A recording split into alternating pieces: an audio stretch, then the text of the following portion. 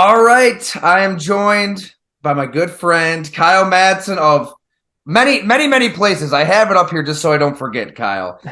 We all know you're the managing editor at the Niners Wire, where you're kind enough to share the love at Go Long and Blood and Guts. You had me on your show as well, so thanks so much for that. Candlestick Chronicles here on the Blue Wire Network. Get your 49ers fix there for sure.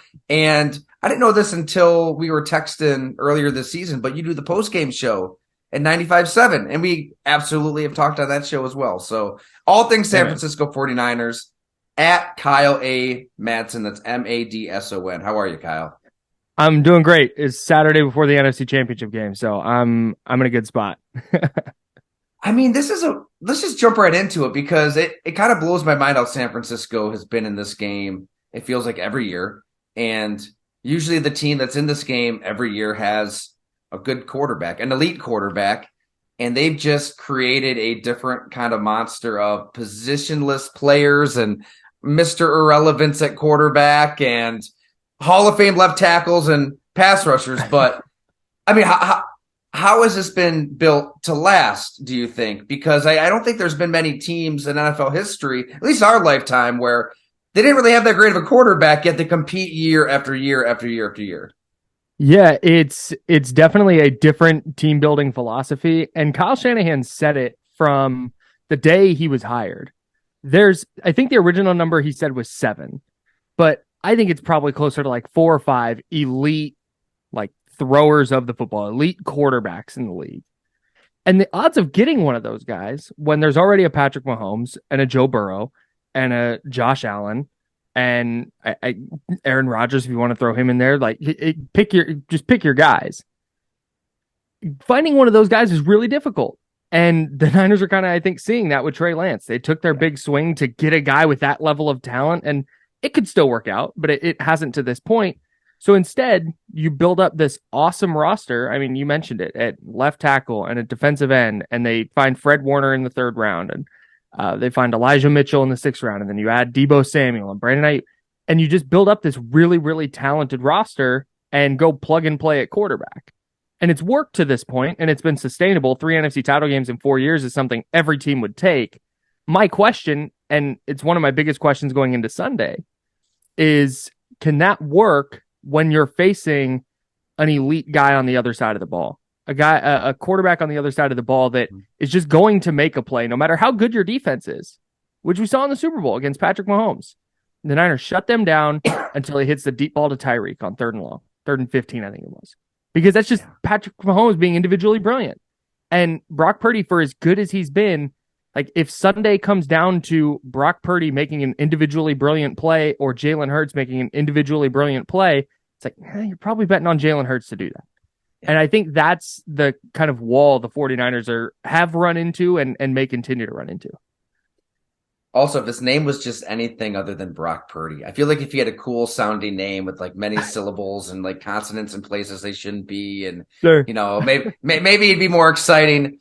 But he hasn't turned it over, right? And I mean, 8 starts. We'll give him that Miami one too, and 3 interceptions, no fumbles. He's accurate over the middle of the field. He's pretty decisive. He knows where to go.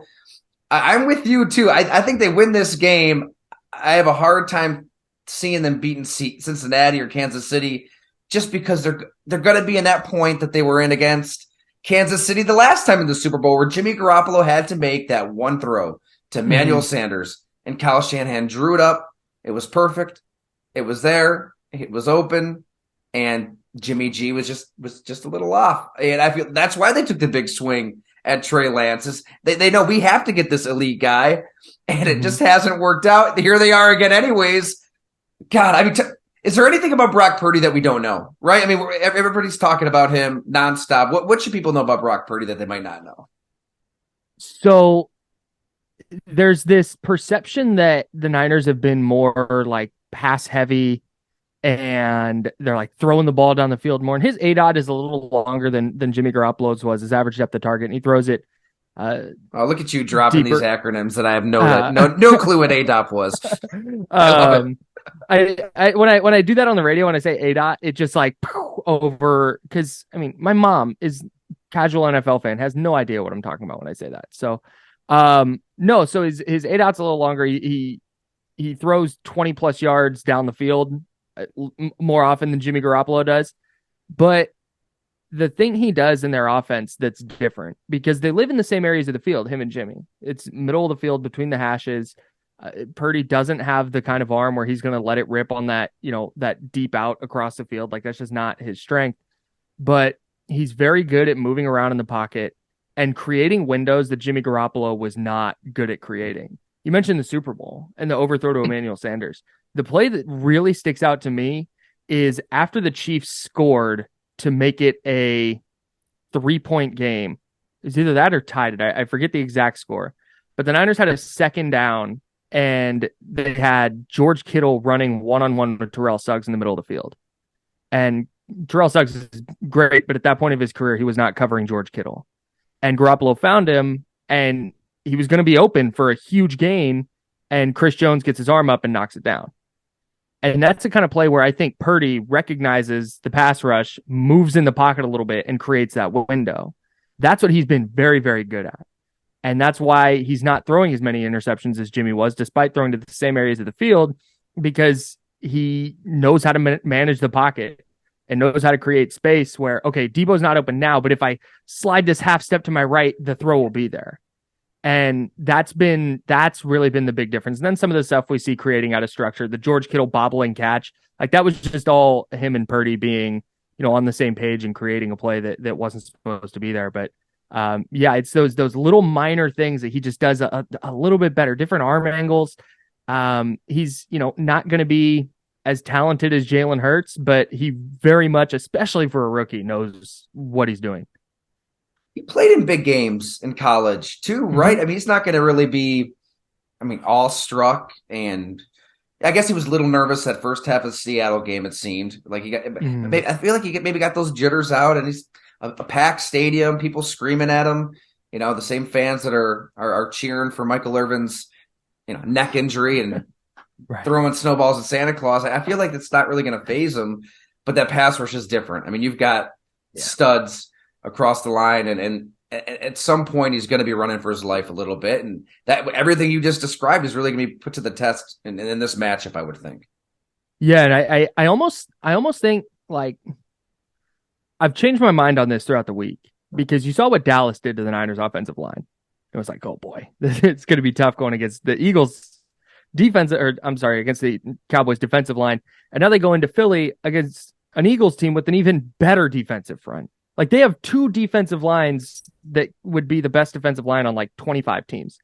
So they're just picking up Linval Joseph and Ndamukong Suh for the hell of it. Why not? Jordan Davis plays like here and there. Like, you turn Jordan Davis into a rotational lineman. That's nuts. But totally forgot about their first round pick. Yeah. 13th pick, just a monster physically. Like, yeah, you can play 20 snaps. No, so at first I was like, the Eagles are just going to cook. Like, it's going to be bad. The Niners might score 15 points. But then I got to talking to some people and I got to thinking about it. And I actually think it'll benefit the Niners that they played Dallas and Dallas ate the way they did on the defensive line. Because I think we're going to see an adjustment from Kyle Shanahan and the 49ers here. And I think it was good for Brock to be able to make some of the mistakes he made in those situations. He made a couple of really ill-advised throws, I thought, and got lucky that they weren't intercepted. But I think for the most part, he managed it pretty well.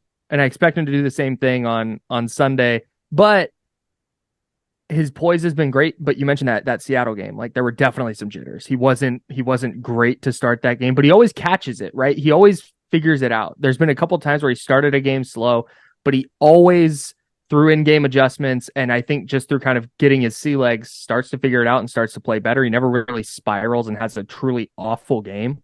So even if he starts slow in Philly, I have some confidence that he'll get his feet and wind up playing okay. So you're telling me that he can sling it as opposed to maybe the quarterback before him? He can sling it. Oh, yeah. Yeah, I think so. That was the turning point, right? When a certain former 49er running back may or may not have had some comments on Jimmy Garoppolo that down in Miami. But Oh yeah, that's right. sorry, throwing you for a Dude, loop I'm there. sorry. Oh my God. I No, I totally mean, forgot about that. I kind of forgot about it too.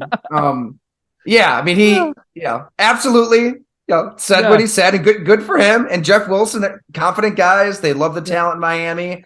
They were getting pretty juiced up for that matchup. And part of me does get it. So he's got a lot of friends on the 49er team and Yeah. a lot of ties there. But the backtrack, and I just have a lot of respect for like a Mike Hilton, right? Burrowhead. We're going to Burrowhead. And then he didn't Yeah. back down. He's doubling down. He's tripling down. I said what I said. But hey, it's okay, Raheem. Understand. I don't think he was wrong. I'm not really the biggest Jimmy Garoppolo fan. I mean, he's got his limitations. Mm-hmm. Everybody sees it. The 49ers saw it. That's why they traded, 3 first-round picks to try to get a special dude in Trey Lance. But I think since that game, this team has just been unstoppable. I mean, and there's no disputing their talent. I guess what jumps to you most just on the overall talent? Is there a player we're not talking enough about? Is there a back, a receiver, even somebody on the defensive side of the ball that, I mean, we've all been talking about this game and this matchup a million times over, but who's a player in this talented bunch that maybe we should be talking about more?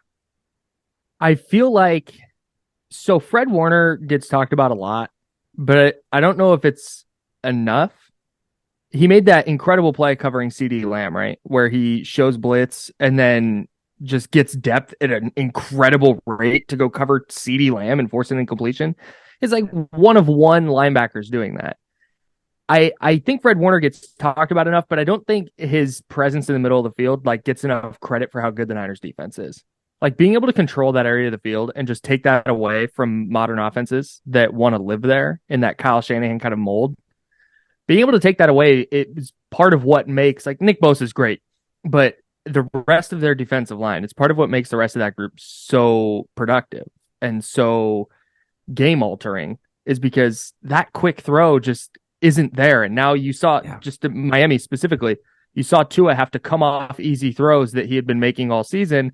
And he had his worst game of the year to that point when you have to move your feet a little bit and you have to go to different progressions because Fred Warner and Dre Greenlaw, I don't want to leave him out, are patrolling the middle of the field and doing a great job in coverage. So the Niners pass rush gets all the headlines, but to me, it's what they do in the second level in coverage that really makes their defense go. I had to pull it up here. I had forgotten what year he was drafted. That was 2018. Yeah. So you're talking about, and we've got a lot of Bills fans listening to this podcast. I mean, Tremaine Edmonds is a lightning rod. There are people who think he's really, really good. There are people like myself who think he's a bit overrated, especially when they're playing good opponents. And they traded up for him, 16th overall. That's the same draft as Leighton Vander Esch at 19. A lot of teams took a lot of line. I mean, that would have been Darius Leonard, right? Went to Indianapolis. And then way down there in the third round, you've got Fred Warner. Third round, right? Why am I not seeing him? Yeah, there? third rounder. Yeah, 74 overall, I think. You're right. All right. 70. Yeah, there he is. 70, yeah. Yeah, so it was so when they drafted him, I was actually working on Titans Wire. And that's where I got my start with the NFL Wire Network. And never knew that. I thought that the Titans needed Fred Warner. I think that year they wound up drafting Jayon Brown, I think. But I was a huge Fred Warner guy and wrote about him a ton for the Titans, and the Titans should draft him. And then the Niners get him. Was like, oh great, this is awesome because I grew up a Niners fan. So he's been unbelievable. I think it's fascinating though, and you talk about this in your book with tight ends and the evolution of that position. Fred Warner, because the gold standard for Niners defenses for a while, or at least recently, was that 2011-2012 group. Yeah. I think Fred Warner, if you pick him up and drop him in 2011, he's probably playing strong safety. Which is part of what makes him such a good player in the middle of the field is just, I mean, he can get downhill and stop the run and get sideline to sideline and stuff, but what he does in coverage is just unbelievable. And I think Dre Greenlaw is kind of the same way. Two guys that would have been safeties 10 years ago. My God. And you look at Tremaine Edmonds, tall, strong, big, muscular, can run, it seems like he's got everything.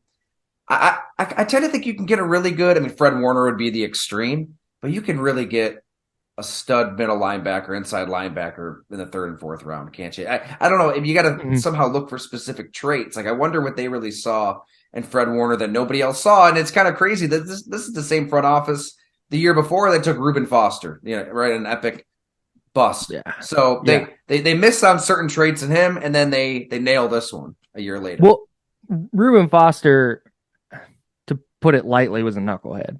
Oh yeah, there's a lot And more going on there. yeah, super talented. Like when he did play, I think it was his rookie year. It was like, man, this kid can play, but knucklehead, just off the field, a disaster.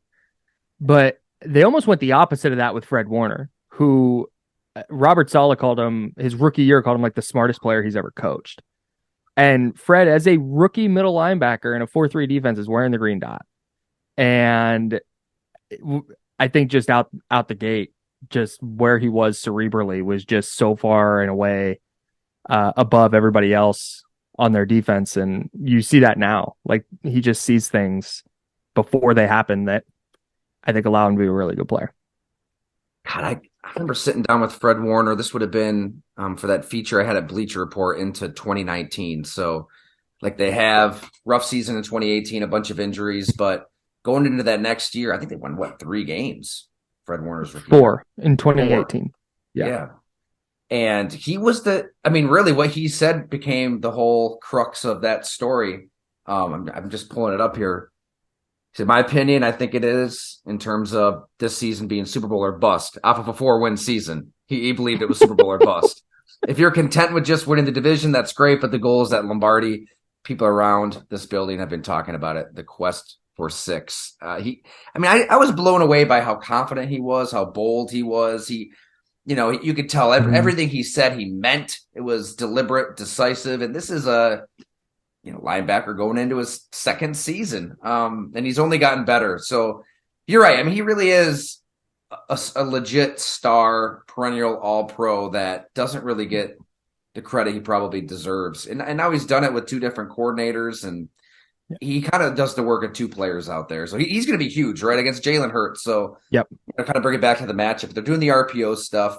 And if you don't bring a safety down, like if you don't have to bring that safety down and you can just have a linebacker read it all, you're going to have success, right? I mean, what's the key to stopping Jalen Hurts and that RPO action? Man, I think you hit it on the head. Like just not having your linebackers be over aggressive. And that's something that Fred Warner, he does get caught up in that a little bit. Like if you go watch the Falcons game from this year, where the Niners go to Atlanta and lose to Marcus Mariota 28-14. Now, Nick Bosa didn't play in that game, but you would have thought the 49ers had never seen like a zone read or an RPO ever. It was a mess. and I think that's like Green Bay back in the Kaepernick days, right? They had a little problem there. Yeah, Clay Matthews just spinning around in circles out there.